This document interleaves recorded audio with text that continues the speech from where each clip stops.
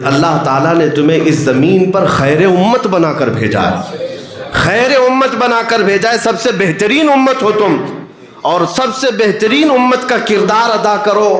اور حضور اکرم صلی اللہ علیہ وسلم کی غلامی میں آنا یا اسلام میں آنا کوئی جرم ہے جو تم ٹوپی چھپا کر، داڑھی چھپا کر یا اپنی گردن جھکا کر چلو گے؟ نہیں، اسلام میں آنا یہ سب سے بڑے فخر کی بات ہے، سب سے بڑے فخر کی بات ہے، اس لیے کہ اللہ نے میری پیشانی کو ایرے غیرے کے سامنے جھکنے سے بچایا۔ ہماری پیشانی جھکتی ہے تو صرف اس کی بارگاہ میں جس نے خود ہمیں پیدا کیا، ہم اس کی بارگاہ میں پیشانی جھکاتے ہیں۔ کیا یہ تمہارے لیے اعزاز نہیں؟ کیا یہ تمہارے لیے عزت کی بات نہیں؟ اللہ نے سارے ناپاکیوں سے تمہیں پاک کر کے یہ دین دیا ہے۔ یہ مذہب اسلام تمہیں اللہ تعالیٰ نے کس قدر انعام میں دیا۔ تمہارے پاس کوئی بھی ناپاک چیز نہیں، تمہیں کہا بھی گیا کہ پاک چیزیں کھاؤ، پاک چیزیں پیو، کلوا من طیبات ما رزقناکم۔ تمہارے لیے ذرا برابر بھی ناپاک چیز اللہ نے حلال نہیں رکھی، حتیٰ کہ چوری ڈکیتی تو دور کی بات ہے، جس چیز سے ہلکا نشہ آئے وہ بھی تمہارے لیے حرام کر دیا گیا۔ کیوں؟ تم پاکیزہ قوم ہو، اللہ تعالیٰ کی طرف سے حضور اکرم صلی اللہ علیہ وسلم کی امت کے لیے چنے ہوئے ہو، تمہارے جسموں کو پاک رکھا گیا۔ آپ دوسری جگہ پر جا کر کے دیکھ لیں، طہارت کے مسائل اتنے کسی بھی جگہ پر نہیں ملیں گے جتنے آپ کو مذہب اسلام میں ملیں۔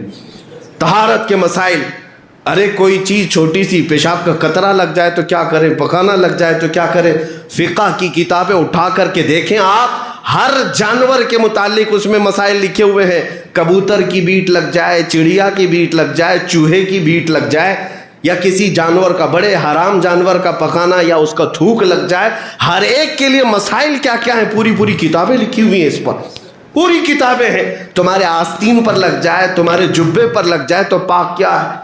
عزیزان گرامی، آپ اندازہ کرو کہ تمہیں اللہ تعالیٰ پورا کتنا پاک رکھنا چاہتا ہے۔ ان اللہ یحب التوابین ویحب المتطہرین، قرآن میں اللہ فرماتا ہے وہ پاک لوگوں کو پسند فرماتا ہے۔ تم پاکیزہ قوم ہو، اور اتنا ہی نہیں، تمہارے کپڑوں کو بھی پاک۔ آج تک مجھے بتاؤ ان مسجدوں کو ہم کس قدر ستھرا رکھتے ہیں، جتنا اپنے گھروں کو بھی نہیں رکھتے۔ کیوں؟ یہاں ہماری پیشانیاں جھکتی ہیں، حتیٰ کہ اگر مسجد میں بیٹھا ہوا کوئی بندہ اپنی آنکھ کا کیچڑ یا ناک کا کیچڑ نکال کر مسجد میں ڈالے تو اس کو بھی حرام قرار دیا گیا۔ فرمایا گیا کہ مسجد کو اتنی ہی تکلیف ہوتی ہے جتنا تمہاری آنکھوں میں جانے سے کچرا جانے سے تکلیف ہوتی، مسجد کو تکلیف ہوتی ہے، کوئی کچرا بھی ہلکا سا ڈالتے ہو۔ یہ زمینیں اللہ نے تمہارے پاک رکھا، یہ زمینوں کو اللہ نے تمہارے لیے پاک رکھا، تمہارا لباس پاک، تمہارا رزق پاک، یہاں تک کہ تمہیں زندگی گزارنے کے لیے یہ نہیں کہا گیا جس کو بھی دیکھو جنگل کی طرح جاؤ، عورتیں پکڑو اور اپنی عیش کرو، نہیں، وہ بھی ایک حلال راستہ دیا گیا۔ جو تمہیں پسند آئے اس کے ساتھ نکاح کرو اور زندگی گزارو، اولاد ہو، یہ حلال راستہ تمہیں دیا گیا۔ نہ تمہیں زنا کی طرف بھیجا گیا، نہ شراب کی طرف بھیجا گیا، نہ تمہیں جوئے کی طرف بھیجا گیا، یہاں تک کہ مال کو بڑھا کر کے لینے کی بھی اجازت نہیں دی گئی۔ یہ تمام چیزیں کس بات کی علامت ہے معلوم ہے میرے عزیزو؟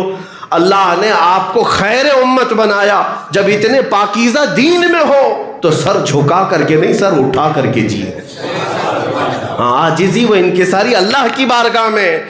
لیکن دنیا کو یہ کبھی بھی آپ دنیا کے ان ظلموں کو دیکھ کر یہ فیل نہ کریں کہ مجھے لوگ مجرم سمجھتے ہیں، مجھے لوگ آتنکی سمجھتے ہیں، مجھے لوگ دہشت گرد سمجھتے ہیں۔ تم ان سے سرٹیفکیٹ لینے کی امید مت رکھو۔ اگر آپ اپنے جسم کے 4 ٹکڑے بھی ان کتوں کے سامنے رکھ دو تب بھی وہ تمہیں دہشت گرد ہی کہیں گے۔ ان کے دماغوں میں جو باتیں بیٹھی ہوئی ہیں وہ تمہارے چہرے سے نہیں ہے، وہ تمہارے دین سے ہے۔ اس لیے آپ اپنے دین پر مستقیم رہو، استقامت کے ساتھ رہو۔ اللہ نے اسی میں عزت بخشی ہے، اسی میں عزت بخشی ہے۔ میں نے تاریخ میں پڑھا ہے میرے عزیز، چند لوگ نبی پاک صلی اللہ علیہ وسلم کے غلام مکہ سے ہجرت کر کے جب جا رہے مدینے، صحابہ کی تعداد بہت تھوڑی سی تھی، 200 کے قریب بھی تعداد نہیں تھی۔ جب مکہ سے ہجرت کر کے مدینے جا رہے تھے اس وقت جانتے ہیں کئی صحابہ کے گھر چھوٹ گئے، ان کی جائیدادیں رہ گئیں، ان کی زمینیں رہ گئیں، گھر بار چھوٹ گیا اور مدینے جا رہے ہیں بغیر گھر کے نئے گھر پر۔ اس وقت وہ صحابہ اعلان کیا کر رہے تھے جانتے ہیں؟ توکل تو دیکھیں، یقین تو دیکھیں ان کا. تھے 200 کی تعداد میں اور کھانے پینے کے مسئلے تھے، ایک کھجور ملتی تو دن بھر گزارا کر لیتے. لیکن اعلان کیا کر رہے تھے اس وقت؟ ہجرت کرتے وقت وہ یہ کہتے ہوئے جا رہے تھے، اس دور کی سب سے بڑی 2 طاقتیں تھیں، ایک پرشین ایمپائر اور ایک رومن ایمپائر، جس کو کیسر و کسرا کہتے ہیں. سپر پاور طاقتیں اس زمانے کی، جیسے آج امریکہ اور رشیا ہو، اس زمانے کی یہ 2 طاقتیں تھیں. پرشین ایمپائر جس کو کسرا کہتے تھے، رومن ایمپائر اس کو کیسر کہتے تھے. یہ میرے آقا صلی اللہ علیہ وسلم کے غلام صحابہ مدینہ ہجرت کرتے وقت یہ کہتے ہوئے جا رہے تھے کہ ایک دن آئے گا ہم کیسر اور کسرا کو بھی فتح کریں گے. کون سا یقین تھا ان کے پاس؟ کون سا توکل تھا؟ اتنے بڑے منصوبے کہاں تھے؟ مکہ والے ٹھٹا مار کر ہنس رہے تھے. ان کو دیکھو مکہ میں اپنا گھر نہیں بچا پائے اور کیسر و کسرا کی بات کر رہے ہیں، بڑے بڑی سلطنتوں کو ہلانے کی بات کر رہے ہیں. ظاہر سی بات ہے دوسرے مکہ والے مذاق اڑا رہے تھے میرے آقا کے غلاموں کا. ہجرت کے 8 سال گزر گئے، 10 سال گزر گئے، مکہ تو فتح ہوا ہی. حضرت عمر کا زمانہ کیا آیا، پرشین ایمپائر بھی ٹوٹ کر ختم ہوا، رومن ایمپائر بھی ختم ہو گیا، اور ان کو فتح کرنے والی کوئی بہت بڑی فوجیں نہیں تھی. پیوند لگے کپڑے پہننے والے میرے آقا کے غلام ہی تھے. کیوں؟ انہوں نے عزت جو ہے دنیا کی طاقتوں میں نہیں ڈھونڈی، میرے آقا کی غلامی میں عزت ڈھونڈی. ایک صحابی حضرت نعمان حضور اکرم صلی اللہ علیہ وسلم کے ایمبیسیڈر بن کر کے وہ ایک بادشاہ کے پاس گئے تھے. بادشاہ کو پتہ چلا کہ محمد صلی اللہ علیہ وسلم کی طاقت اب بڑھتی جا رہی ہے. انہوں نے اپنا ایک قاصد بھیجا ہے، ان کا ایک ترجمان ایمبیسیڈر آیا ہے، سفیر آیا ہے. تو ان کی عزت میں، اس صحابی کی عزت میں اس بادشاہ نے ریشم کا کارپیٹ بچھایا، ریشم کا کارپیٹ، اور ایک سونے کی کلائی کی ہوئی کرسی لگائی کہ ہم بہت عزت دیں گے ان کو، عرب سے جو قاصد آ رہا ہے، جو سفیر آ رہا ہے. جب حضرت نعمان وہ صحابی آئے، ان کے ہاتھ میں تلوار تھی، سادے کپڑے پہنے ہوئے آئے، اور بادشاہ کے محل میں جیسی آئے دیکھا کارپیٹ بچھا ہوا ہے اور قالین ہے وہ ریشم کا. پوچھا یہ کیا ہے؟ کہا ریشم کا قالین آپ کے اعزاز میں. انہوں نے تلوار سے اس کو پھاڑ دیا اور کہا میں اس پر نہیں چل سکتا، میں زمین پر چلوں گا. اور اس کے بعد چلتے ہوئے آئے، کرسی سونے کی کلائی کی ہوئی رکھی ہوئی تھی، تو اس کو دیکھا، دیکھتے ہی اس کو ٹھوکر مار کر الگ کر دیا. کہا میں لکڑی کی کرسی پر ہی بیٹھوں گا. بادشاہ نے کہا میں عجب انداز دیکھ رہا ہوں، ہمارے پاس بہت ساری سلطنتوں کے سفیر آئے، ہم نے ان کو اتنی عزت نہیں دی جتنا محمد کے سفیر کو عزت دی ہے. آپ کے لیے ہم نے ریشم کا کارپیٹ بنایا، وہ اپنے تلوار سے پھاڑ دیا، اور سونے کی کلائی کی ہوئی کرسی کو آپ نے ٹھوکر مار دیا. یہ آپ کا ایٹیٹیوڈ ہے، آپ کا غرور ہے. اس صحابی نے کہا نہ، مجھے غرور نہیں، نہ ہی تکبر، نہ ہی ایٹیٹیوڈ، بلکہ میں اس ریشم کے کارپیٹ پر اس لیے قدم نہیں رکھا کہ میرے آقا صلی اللہ علیہ وسلم نے اس کو حرام قرار دیا. مردوں کے لیے ریشم حرام ہے، اور سونے کی کرسی پر اس لیے نہیں بیٹھا کہ یہ تکبر کی علامت ہے. میرے مصطفیٰ صلی اللہ علیہ وسلم زمین پر اور ہلکی چیزوں پر تشریف فرما ہوتے، اور مردوں کے لیے انہوں نے سونے کا استعمال حرام فرمایا ہے. میں اپنے نبی کا غلام ہوں، جس جگہ بھی رہوں گا انہی کی ڈیوٹی پر رہوں گا. یہ عزت دیکھی بادشاہ کے محل میں. جانتے ہیں میرے عزیزو، آپ کے اس اپنے دین پر جمے ہوئے ہونے کی وجہ سے وقت کا بادشاہ بھی دائرہ اسلام میں داخل ہوا. آپ اگر اس بات کو محسوس کریں کہ عزت میرے آقا کی غلامی میں ہے، اگر ہم مکمل طور پر رسول اللہ صلی اللہ علیہ وسلم کے اخلاق کریمانہ اور ان کے کردار کو اچھی طرح سے لوگوں میں پہنچائیں، تو تمہاری عزت میں کوئی کمی نہیں آئے گی، کوئی کمی نہیں آئے گی. میں اپنی زندگی میں بھی دیکھتا ہوں، ابھی آپ کے سامنے اتر کر کے آیا اسی لباس کے ساتھ. ہاں یہ اور بات ہے کہ تھوڑا چینج ہوگا، میں اپنے امام میں اپنے جبے کے ساتھ. لوگوں کو ایسا لگتا ہوگا کہ پوری فلائٹ میں 100 سے لوگ ہوتے ہیں، میں ایک عجوبہ کہاں چلا جاؤں. نہیں، ہمیں تو اس بات کا لطف ملتا ہے کہ کم سے کم لوگ دیکھیں گے تو یہ محسوس کریں گے کہ محمد عربی کا غلام بیٹھا ہوا ہے. چھپنے کی بات نہیں، حضور پاک صلی اللہ علیہ وسلم کے اخلاق پر بلکہ رشک کرنے کی بات ہے، اعزاز، کیونکہ ہمیں اسی نسبت پر تو فخر ہے میں تو یہی کہتا ہوں، اعلان بھی کرتا ہوں کہ لوگ مجھے میرے باپ کے نام سے نہ پہچانے، حضور کی غلامی سے پہچانے۔ اپنا مقام اتنا بناؤ کہ آپ کا انٹروڈکشن جب ہو، آپ کا تعارف جب ہو تو حضور پاک کی غلامی سے کیا جائے، نبی پاک صلی اللہ علیہ وسلم کی غلامی سے کیا جائے۔ ابھی آپ کے سامنے خطیب و امام مجھے بلا رہے تھے یہی کہہ کر کے ناموس رسالت کی حفاظت کی خاطر، باقی اور بھی بہت کچھ ہوگا، میں کہیں کا پڑھا ہوا حافظ بھی ہوں گا، کہیں کا پڑھا ہوا عالم بھی ہوں گا، کہیں کا پڑھا ہوا مفتی بھی ہوں گا، وہ ساری چیزیں اپنی جگہ پر ہے، لیکن اگر ہمارے اعزاز میں حضور کی غلامی آتی ہے تو یہ زندگی کی معراج ہے۔ عزیزان گرامی، زندگی اتنی گزارو کہ حضور پاک صلی اللہ علیہ وسلم کی نسبت سے تمہیں دنیا پکارنے لگ جائے، اور وہ دن تمہاری کامیابی کا دور ہے، وہ دن تمہاری کامیابی کا دور ہے۔ اللہ کے نبی صلی اللہ تعالیٰ علیہ وسلم کے صحابہ نے ہمیں یہ ثابت کر کے دکھایا ہے۔ حضرت سعد ابن ابی وقاص رضی اللہ تعالیٰ عنہ عشرہ مبشرہ میں سے ہیں، یہ عراق میں گئے تھے اور وہاں سے انہیں ایران جانا تھا، جنگوں کے حالات تھے، دریائے دجلہ بیچ میں آتا ہے اور دریائے دجلہ کو عبور کر کے ایران کی زمین پر آنا ہے۔ ایران کی فوج نے جب دیکھا سعد ابن ابی وقاص اپنے فوجیوں کے ساتھ ادھر آ رہے ہیں تو دجلہ دریا کے اوپر جتنے برج تھے سب توڑ دیے انہوں نے کہ کہیں یہ مسلمان ادھر نہ آ جائیں، سب برج اور پل توڑ دیے۔ حضرت سعد ابن ابی وقاص کا حوصلہ نہیں توڑ سکے، وہ کھڑے ہوئے اور اپنے صحابہ 300 صحابہ ان کے ساتھ تھے، سارے لوگوں نے پوچھا کہ سعد ابن ابی وقاص سے کیا کرنا ہے؟ حضرت سعد نے کہا جانا ہے ادھر، کہا دریا ہے، اتنا گہرا ہے دریائے دجلہ، آج بھی موجود ہے، کیا آپ کو اندر جاتے جاتے 10 منٹ لگ جائیں؟ گہرائی اور چوڑائی بھی کافی ہے۔ حضرت سعد ابن ابی وقاص سے صحابہ نے پوچھا کیسے جائیں گے؟ کہا کہ سب اپنے اپنے گھوڑے لے لو اور دریا پہ ہی ڈال دو، اور جب دریا کے پانی میں تمہارے گھوڑے چلنے لگیں تو یہ اعلان کرتے ہوئے چلے جاؤ میں رسول عربی صلی اللہ علیہ وسلم کا غلام ہوں، محمد عربی کا غلام ہوں، اگر بچانا ہو تو مولا بچا دے گا، ہمارے لیے راستے کشادہ کر دے گا۔ ان کا عزم تھا، یقین تھا، توکل تھا۔ تاریخ طبری آج بھی موجود ہے، اٹھا کر دیکھ لینا، جب یہ 300 صحابہ سعد ابن ابی وقاص کے ساتھ دریائے دجلہ میں کود پڑے تو وہ چلتے ہوئے ایسے جا رہے تھے جیسے خشک زمین پر چلتے ہوئے جا رہے ہیں، اور دریا عبور کر کے وہ ایران کی سرحد پر بھی آ گئے۔ ایرانی فوجیوں نے ایک تاریخی بات کہی تھی اس دن، وہ جملہ آج بھی نقل کیا جاتا ہے، انہوں نے حیرت میں اور ہیبت میں یہ کہا تھا دیواں آمدن انسان نہ آمدن، یہ انسان نہیں آئے ہیں، یہ جنات آئے ہوئے ہیں جو پانی پر بھی چل رہے ہیں، بلکہ ہم یہ بتانا چاہتے ہیں محمد عربی صلی اللہ علیہ وسلم کی غلامی اگر سچے دل سے ہو جائے مولا خشکیوں پر بھی اور تریوں پر بھی تمہاری حکومت قائم فرمائے۔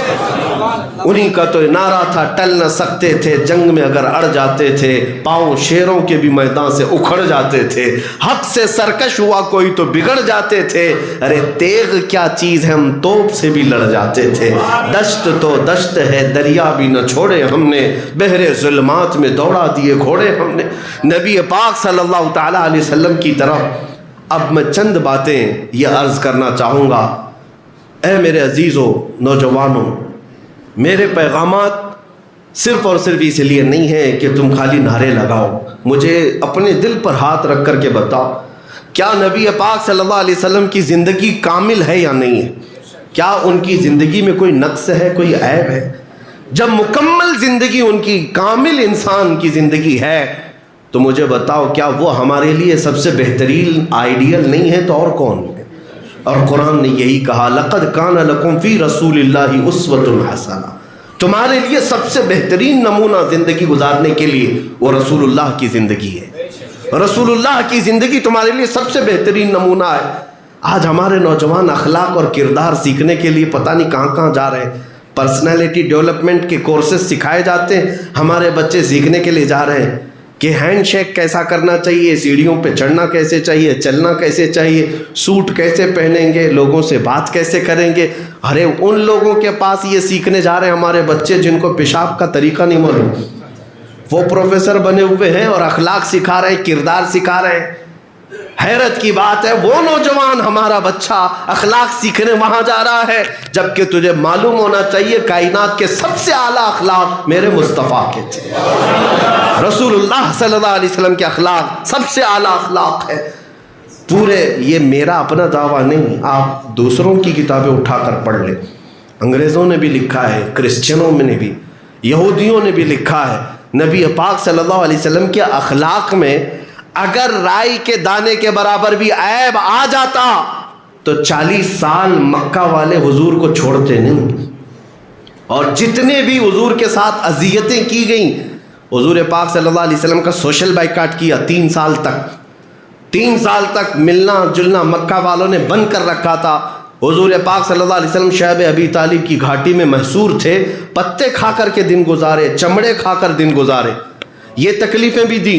رسول اللہ کے غلاموں کو انہوں نے مارا ہے، پیٹا ہے، جلایا ہے، سب کچھ کیا ہے، لیکن پوری کتابیں اٹھا کر کے مجھے دکھاؤ رسول اللہ صلی اللہ علیہ وسلم اور ان کے غلاموں کے ساتھ اتنی بربریت کرنے والے مکہ والوں نے کبھی میرے آقا کی زندگی پر ایک بھی اخلاق کے خلاف اعتراض کیا ہو یا سوال کیا ہو؟ بتا دیں آپ، نبی پاک صلی اللہ علیہ وسلم کی زندگی کے بارے میں ایک بھی اعتراض کسی مکہ والے نے کیا ہو؟ یہاں تک کہ ابو سفیان جو حضور صلی اللہ تعالیٰ علیہ وسلم پر ایمان لائے وہ نہیں تھے، نجاشی بادشاہ کے پاس بہت لمبا مکالمہ چلا ہے، صحابہ جو ہے ہجرت کر کے پہلے حبشہ گئے تھے، ایتھوپیا گئے تھے، 70 صحابہ مکہ چھوڑ کر پہلے مدینہ جانے سے پہلے ایک اور ہجرت ہوئی ہے، وہ ہجرت کہاں کی تھی؟ ایتھوپیا، حبشہ کی ہجرت تھی۔ حبشہ کا جو بادشاہ تھا نجاشی، وہ عیسائی بادشاہ تھا اور رحم دل تھا، ہر ایک کو پناہ دیتا تھا۔ صحابہ وہاں گئے، اب جب وہاں گئے تو مکہ والوں کو پتہ چلا کہ رسول اللہ کے صحابہ مکہ چھوڑ کر کے نجاشی کے یہاں گئے ہیں، تو یہاں سے ابو سفیان اور 2 لوگ پیچھا کرتے ہوئے وہاں بھی پہنچ گئے، اور بادشاہ سے ان کے اچھے تعلقات تھے، بڑے پیسے والے تھے ابو سفیان۔ جا کر کے بادشاہ سے کہا ہم آپ سے پرسنل بات کرنا چاہتے ہیں، تو جا کر کے نجاشی نے جب موقع دیا تو ابو سفیان نے سب ان کی شکایتیں لگائی، کیا کہ مکہ سے ایک قافلہ بھاگ کر کے آیا ہے، وہ ہمارے خاندان والے ہیں جو اپنا دین چھوڑ چکے ہیں اور وہاں پر فتنہ پھیلا رہے ہیں، لہٰذا آپ ان کو حبشہ میں رہنے کی اجازت ہرگز نہ دیں، ان کو واپس مکہ بھیجیں۔ کیوں؟ ان کو مارنا تھا نا، مکہ والے مارتے تھے، وہ غریب صحابہ تھے۔ تو نجاشی رحم دل کے ساتھ ساتھ عادل بھی تھا، اس نے شکایت تو سن لیا اپنے متر کی جو تجارت میں پارٹنر بھی رہے ہوں گے یا بڑے پیسے والے تھے ابو سفیان۔ نجاشی نے کہا ٹھیک ہے تمہاری بات اپنی جگہ پر، وہ جو بھاگ کر کے میرے ملک میں پناہ لینے آئے ان کی بھی بات میں ایک بار سن لوں گا، وہ کیا کہتے ہیں میں وہ بات سن لوں گا۔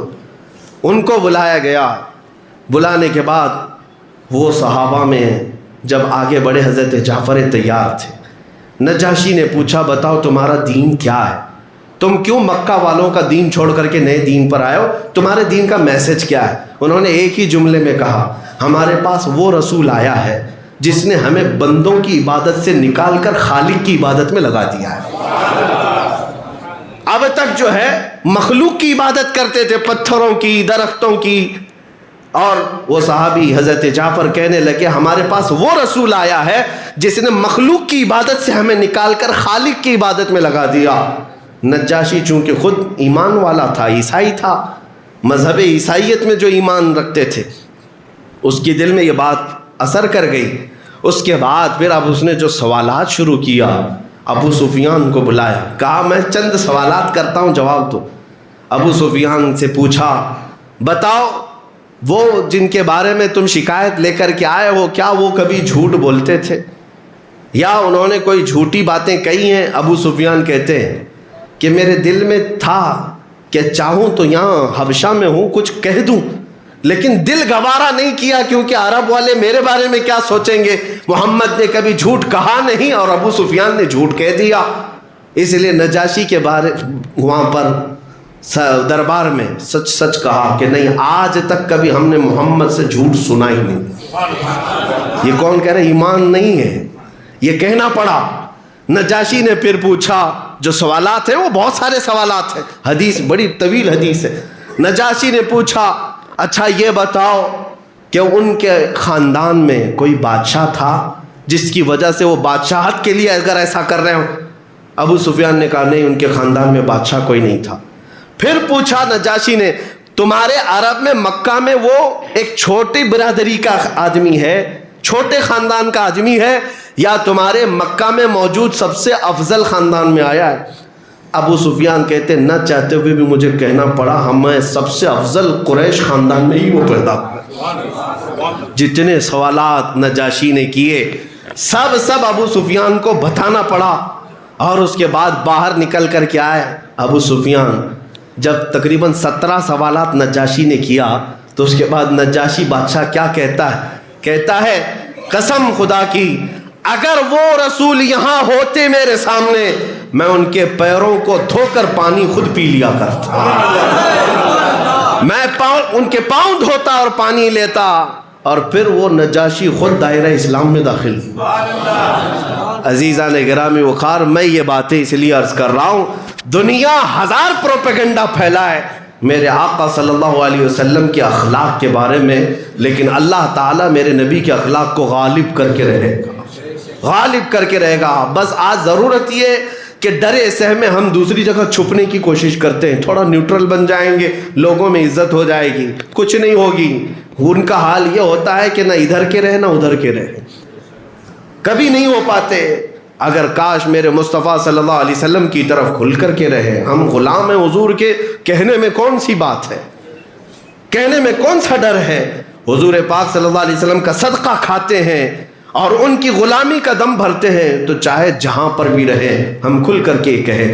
میں ایک بات اکثر کہتا بھی ہوں کہ ایک ایسا واقعہ پیش آیا تھا ایک پلین کے اندر، آسٹریلین ایک نوجوان جو ہے وہ پلین میں سفر کر رہا تھا، ایئر ہوسٹس نے اس کو شراب سپلائی کیا۔